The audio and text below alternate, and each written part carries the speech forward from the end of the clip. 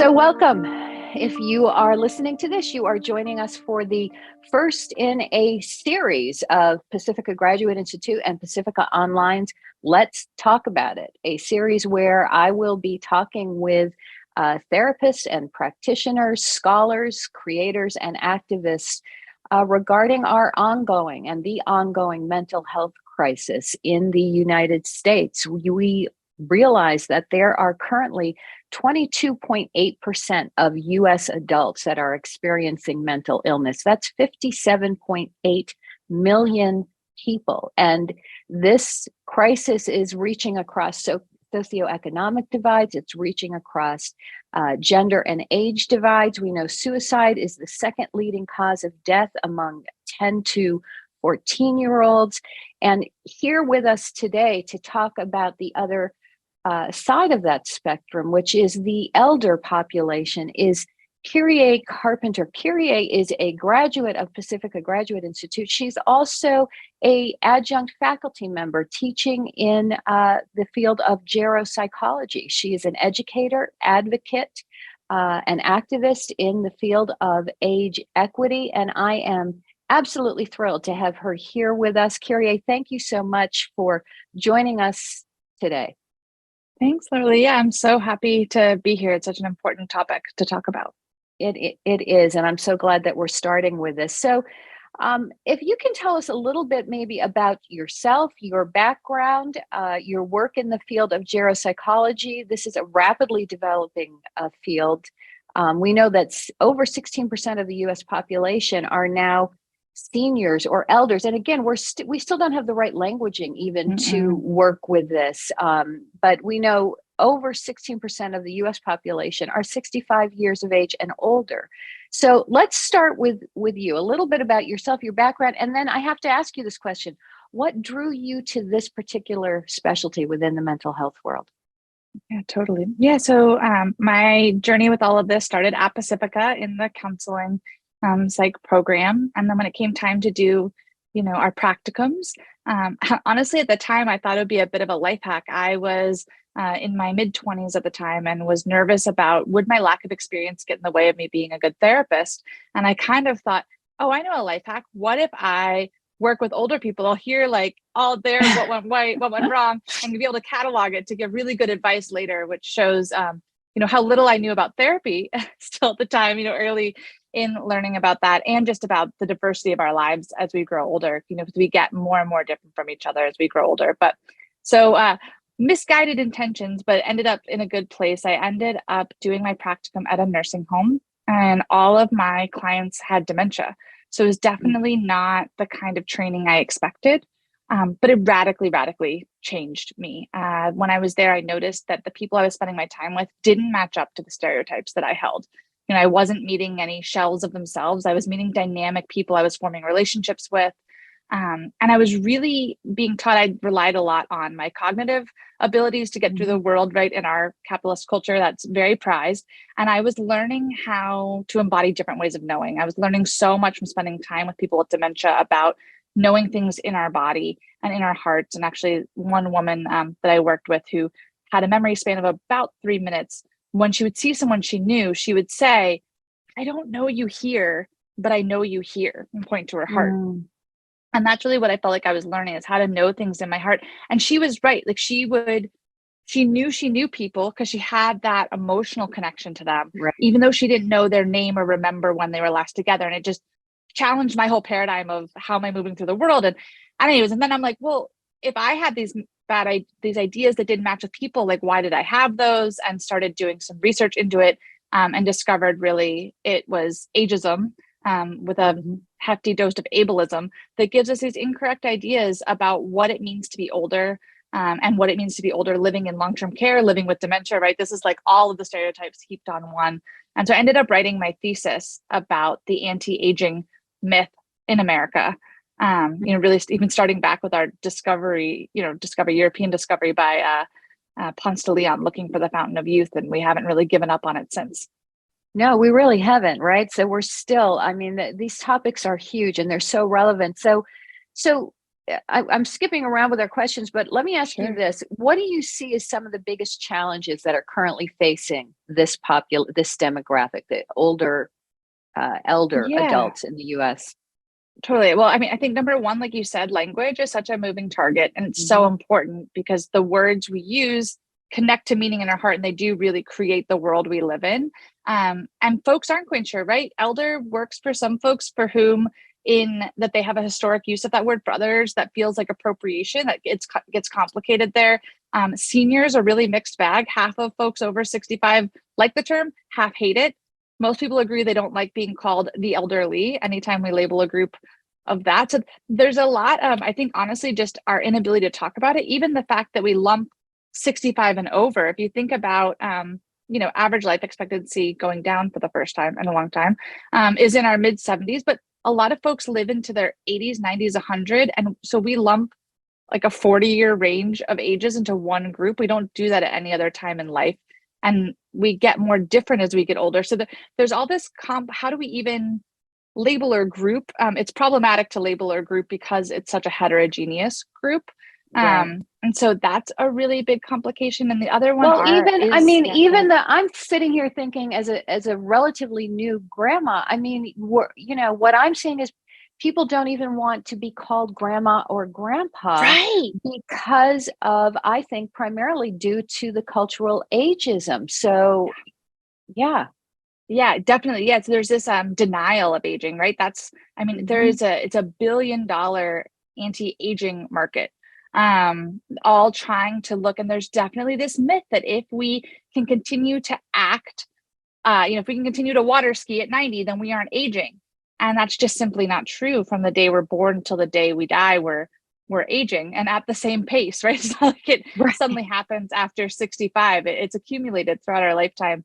Yeah, so absolutely the ageism, because the ageism really thwarts us getting access to things we want, right? So it's like if you can't be called grandma and grandpa, just even think about how that's going to change for the generation of children who are growing up with like those labels being bad. And then it really compounds in medical treatment too. Ageism is super bad for our health because a lot of times we chalk things up to, oh well, it's just my age, and we get undertreated. Also, a lot of times that happens in the medical field too, like, oh, what do you expect at your age? So you're kind of getting it from both sides. There's a lot of undertreatment of very treatable things that are happening, which is a huge barrier. And that goes, double for mental health, which obviously is what we're So, talking so about today. when you say under treatment, because I've seen this working with some older family members, that there's a lack of credibility. There's a projected kind of disbelief and dismissal of people over a certain age, right? Are you Mhm. seeing that and work? Oh How yeah. are you advocating, or what advice might you give in terms of working through that? Yeah, there's a great movement called the person directed care movement. So Hmm. it's exactly what it, sounds like. So it's making sure that the person who's receiving the care is the one who's directing it.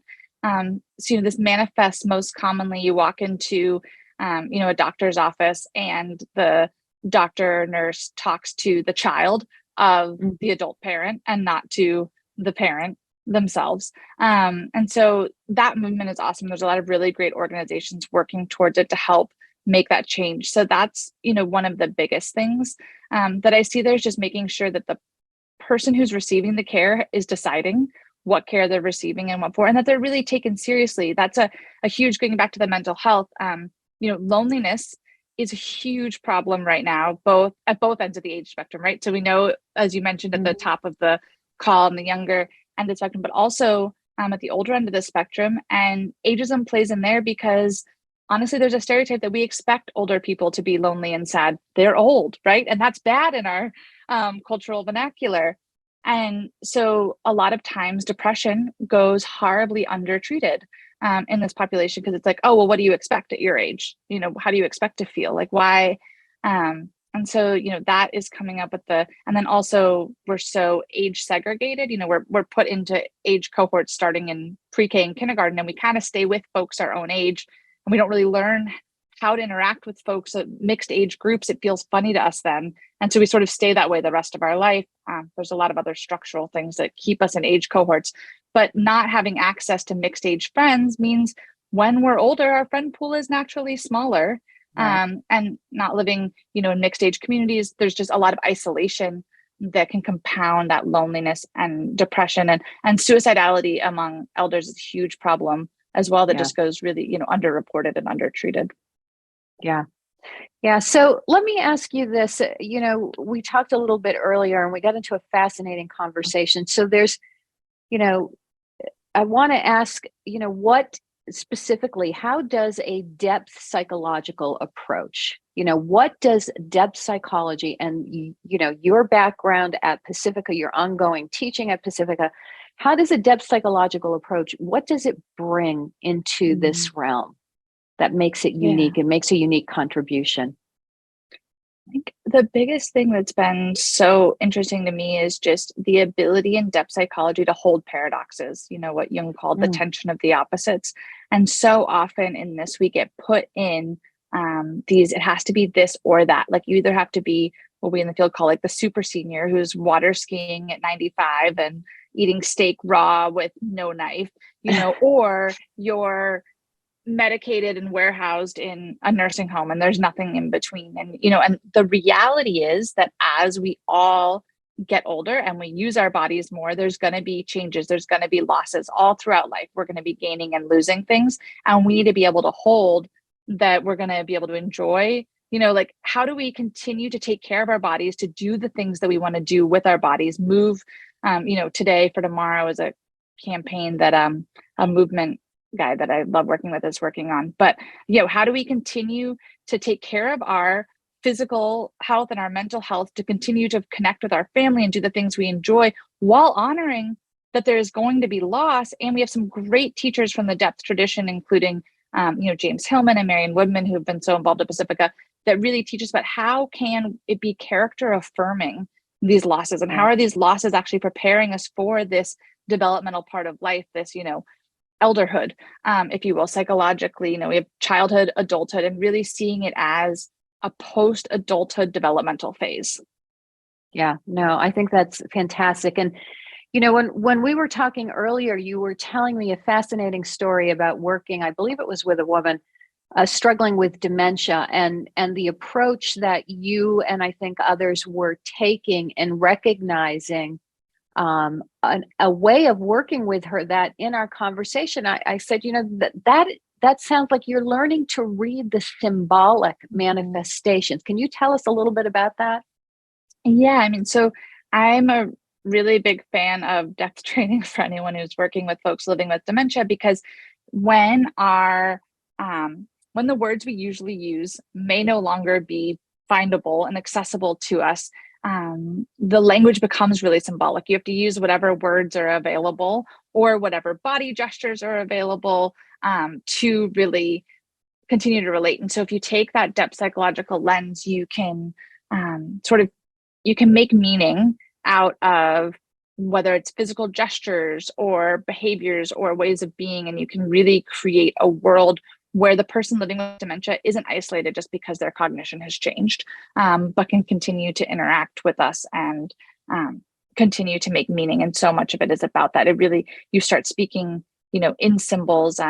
When in the nursing home I worked at, I ran a watercolor group, and there was a woman who was, in my opinion, like highly over medicated, and this sort of solidified it for me. She didn't use spoken word to communicate anymore. And painting, she painted a whole page full of pills, and they started colorful like pills, and then they all got black by the bottom of the, because she was sort of doing one at a time, and they were all black. And I was actually able to take that. Thankfully, the place I worked really advocated for this kind of care. They had therapists, on site, which is not normal. And so I was able to take that to my clinical supervisor and say, can we please take this to the doctor? Like, I think she's I'm observing symptoms of over medication. And this, I feel, is her clearly advocating for herself, saying, I want less antipsychotics. Wow. That's amazing. So I love, already just the pieces you've brought forward about different ways of knowing, different epistemologies, the emotional way of knowing, recognizing the symbolism, the symbolic meaning when language starts to fade and isn't as accessible. So, the way that depth psychological background orients you into recognizing that an outward manifestation of behavior could be speaking volumes, but you have to have someone who understands that and can read it. So I think that's so important. So, as we bring this, there's so much here in this conversation, and I just want to, thank you for the work that you're doing. It is so vital and so needed. As we bring this to a close, Kyrie, can you offer some, suggestions or resources, perhaps for those who are working with this demographic, suggestions in where they can go or approaches that they can take, and trying to, I guess, reverse or bring a different perspective to the ongoing cultural ageism? Yeah, absolutely. So some colleagues and I started a clearinghouse of anti-ageism resources. So it's a really great place to go. It's searchable. It's called oldschool.info. And so basically we go out there, people submit stuff too, but we, vet and curate resources all dedicated to being anti-ageism. There's books, blogs, tools, all sorts of things on there. So there's lots of great stuff on there, which is a really good starting place. We even have it says new here, and you can click that and it'll sort of give you some places to start. I'll say that's a really great I'll just place. say that again one more time. That's oldschool.com. .info. Oldschool.info. Okay. Yeah. .com was taken. So it's a play on, right? So we're anti-ageism, but it's, and then I would also say, if you're working in the field of dementia, I love the work of Dementia Action Alliance. They do some great work and just put out an awesome new handbook. It's a really great place for this perspective on it. And then as far as, in this field, Sharon Blackie, who has a recent book, Haggitude, that just came out, and has another book she worked on with someone else coming out with more myths and things about specifically for older women. There's such a dearth of archetypes in our cultural lexicon for us as women to age into. We kind of get to choose like evil hag or like doddering granny. And she's done a really good job sort of saying, hey, actually the myths exist, they just aren't known. And here they are, let me amplify them. And so I love her work, especially there. And then, as I said, Hillman and Woodman's work as well in this space is great for that depth lens.